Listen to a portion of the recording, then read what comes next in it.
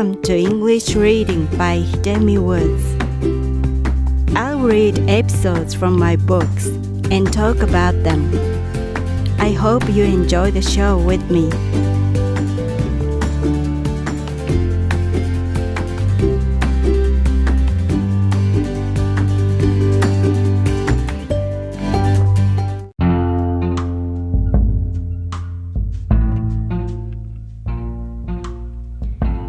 Hi, this is your host, Hidemi Woods. I'm reading episodes from my books here. Today's episode is from one of my books, titled An Old Tree in Kyoto. This one is about my late grandmother. This episode is called Distant Relationship.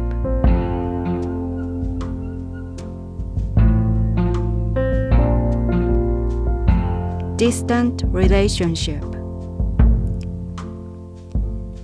In place of my parents who were busy working out in the field as farmers from dawn till late night, I was raised by my grandmother. Although I spent most of the time at home with her, we had a quite distant relationship. She was rigid and quiet, and I had felt tense all the time. She was friendly to my younger sister, but with me, she herself seemed strained. I was regarded as a successor of the family back then, and she treated me like some sort of VIP. She didn't accept idle talk and didn't understand any joke. Whenever I was talking casually, she stopped what she was doing right away and fixed her eyes on me to listen. So it was impossible to have relaxed conversation with her. Also, she was strict about manners and chided me for my way of eating, sitting at the table, or walking. Consequently, our meal times were silent. Sometimes she would set my meal at the table perfectly and retreat to her room like a servant. She hardly talked about anything personal, and even when I asked, she just shrugged it off as if it was irrelevant. I had lived with her for over 20 years, but I never knew her. 3 years have passed since she passed away, and she still remains as a mystery to me.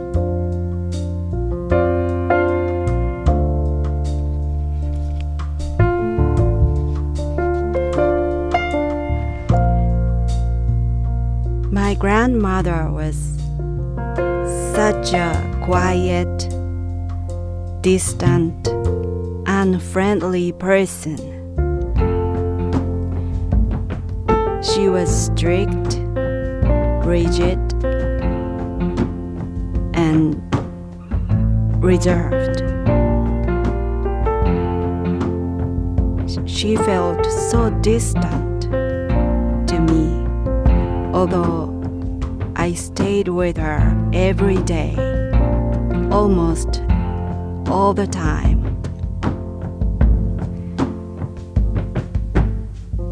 But I never understood what she was thinking or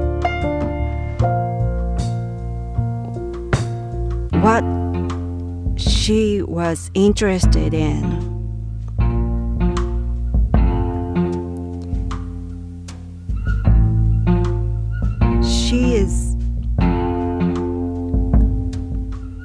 She was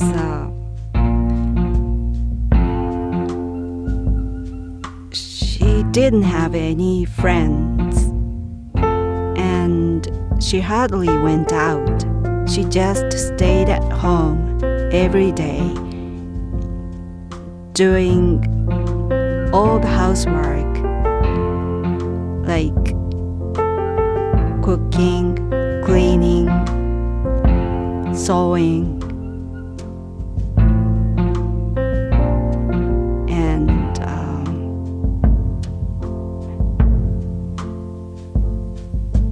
she was just watching TV or helped my grandfather at the yard. My grandfather was crazy about growing his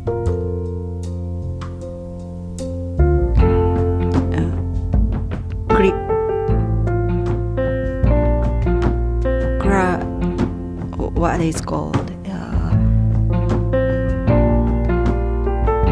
chrysanthemums flowers, and he grew them, lots of them, all over the front yard of our house, and she helped him.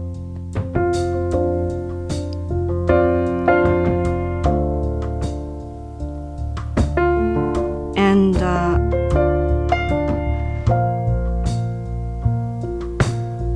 so just to me, she looked like a servant of my house,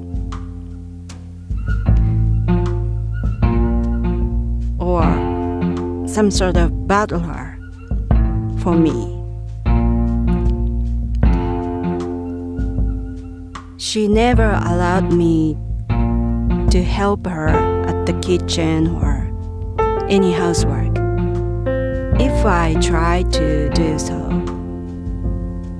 she seemed so uncomfortable, and she stopped me helping her.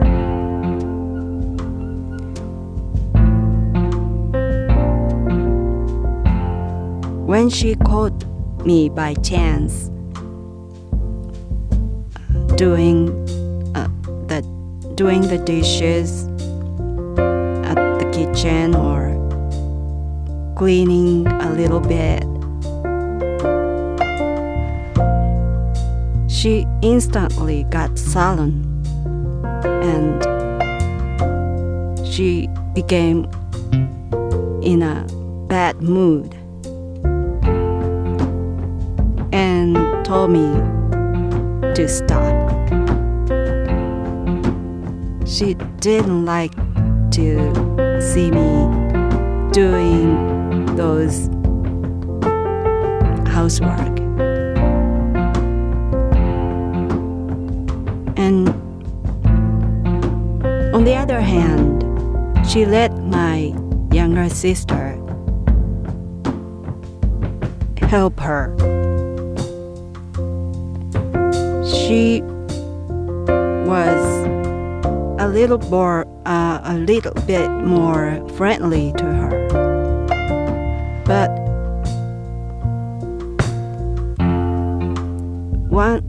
the minute I tried to join them, my grandmother got nervous, got strained to me, so she just stopped talking idly and asked me what she could do for me. So perhaps I had never had a friendly talk with her for over 20 years when I lived with her.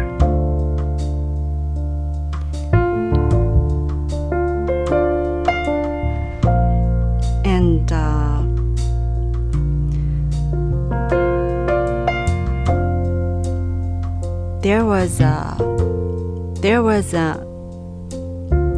Buddhist event one day at the local temple near my house during the summer break, and for that event, grandmothers of all the families in my small hamlet gathered at the temple with their grandchildren. And my grandmother took me there, and that was a special Buddhist event, and a bag of snacks, candies were handed to each child there.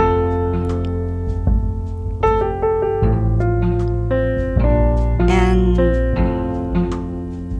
I was talking with other neighbor friends, and my grandmother was just listening to other grandmothers talking friendly in the different room. And children were talking and playing, and at some point we started to play with a bag of snacks. We began to put a bag on the head and walking around the room in a circle, and trying not to drop the bag from our head. And it was fun, and we were laughing and walking and with a bag of snacks on our heads, and then someone opened the Japanese door that connected to the next room where grandmothers were gathering. And my grandmother happened to see me playing with other kids, stupidly, with a bag on my head. And as soon as she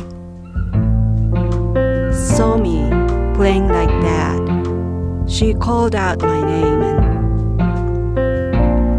and beckoned me to her room. And I went to her, and she scolded me so hard. She said she was like in a shock. She was shocked to see me playing like that, being a fool with other kids. And she asked me why I was doing such a stupid thing. And I answered, I was just playing with other kids. They're also doing the same thing. And she said, they were allowed to do those things, but you aren't. You can't play like that. Don't ever do that. And I didn't understand what she was talking about. So I asked her, why not? I am a child. And she said, you are special. You are different from other kids. So you can't do anything that other kids do. You are not supposed to do. You are not supposed to act like other kids. You are special. Don't ever do the same thing as other kids do.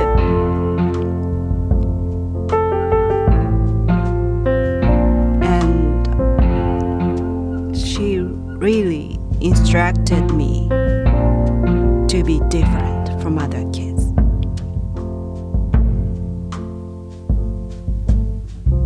I think she regarded our family as a sort of high status of a family, because our family used to be a powerful landlord of the area, and we had a vast amount of land used to own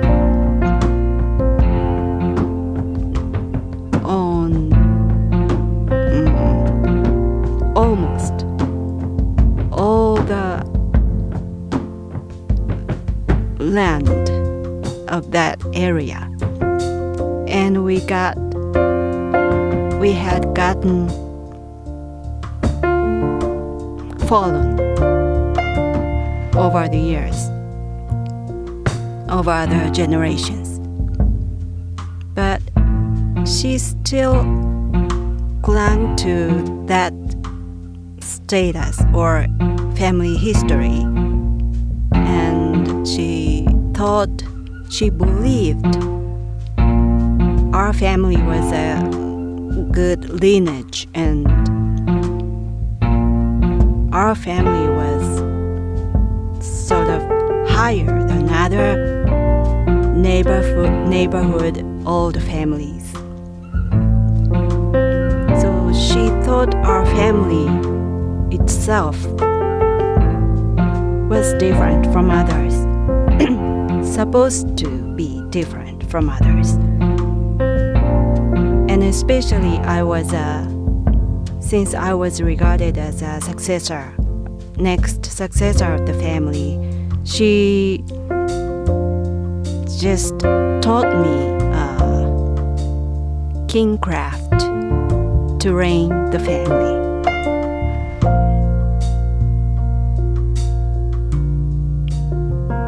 That's what she was trying to do for me. And she strongly taught me to be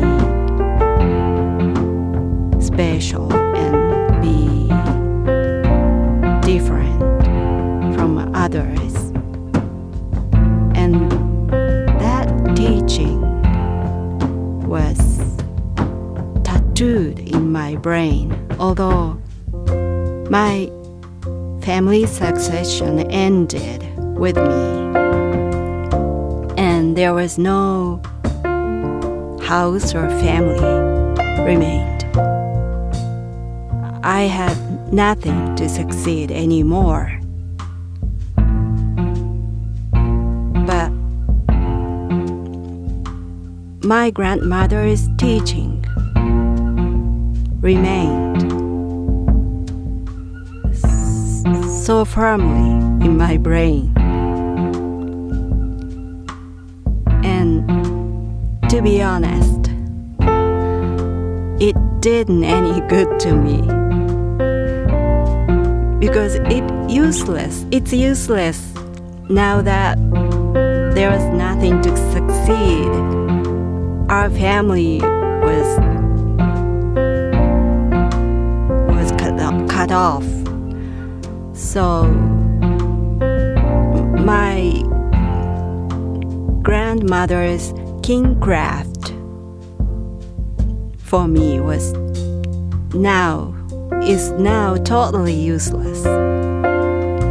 On the contrary, it had many sort of bad side effects, I think. It's completely counterproductive. It backfired me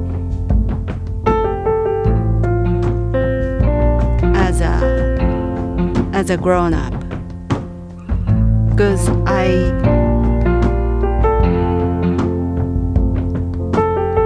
still don't have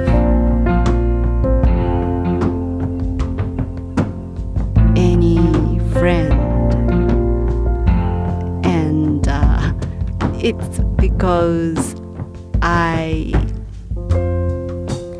still tend to think I'm different from others, and I still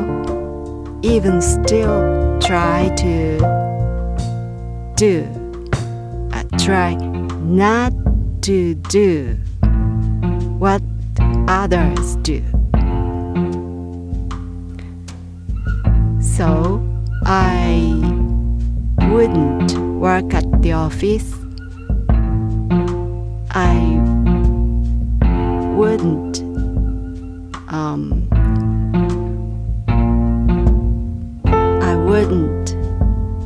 get married or have children myself, or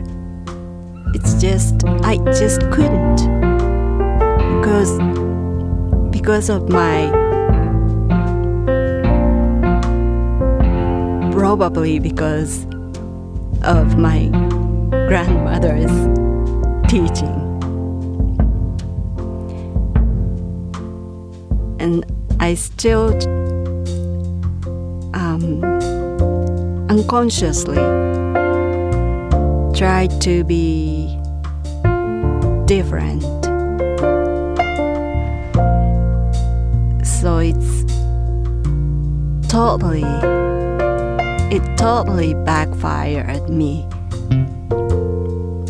backfires.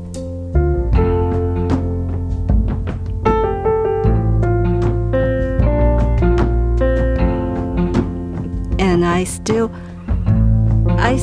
vividly remember when I was a child, and when I lived in that small hamlet in my old house.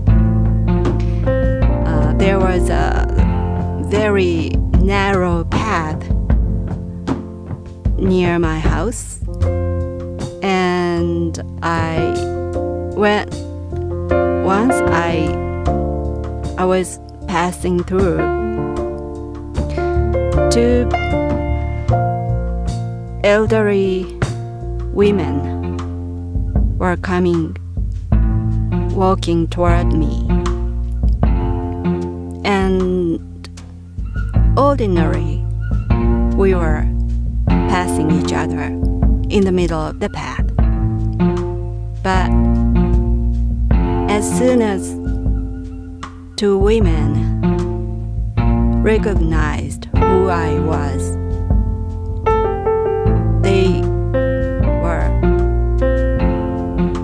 they jumped with a surprise and just stopped walking, and they let me pass by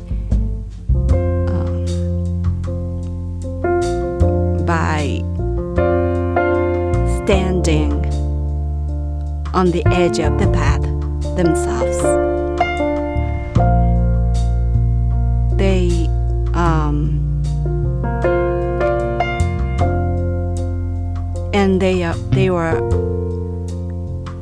They were just standing on on the edge of the path, bowing to me while I was passing beside them. So it seemed they remembered how powerful our family once was, and she recognized me as a successor of that family, so they couldn't pass me by. They just had to. They thought they had to keep themselves aside just to let me pass.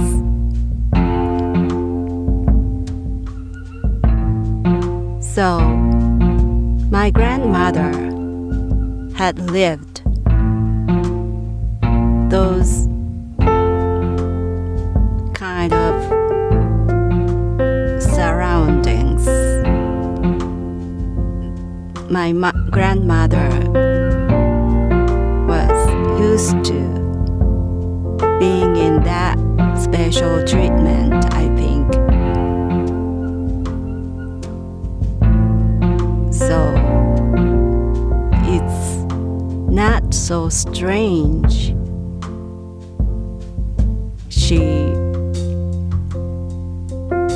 believed I should be different. I should not do what others do. And it has paid me strangely.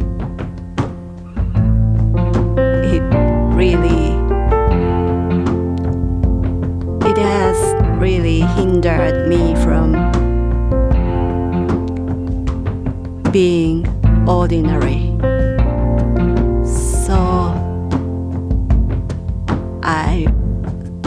So ironic, I think.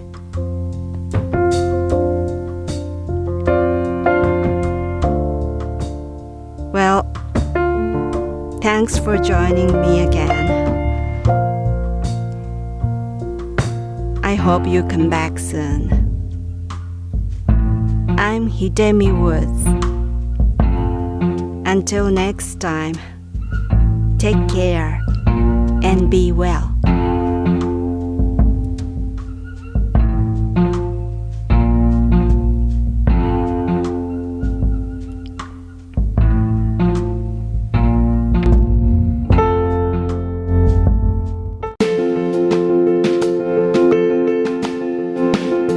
Audiobook, The Family in Kyoto, One Japanese Girl Got Freedom by Hidemi Woods on sale at online stores or apps.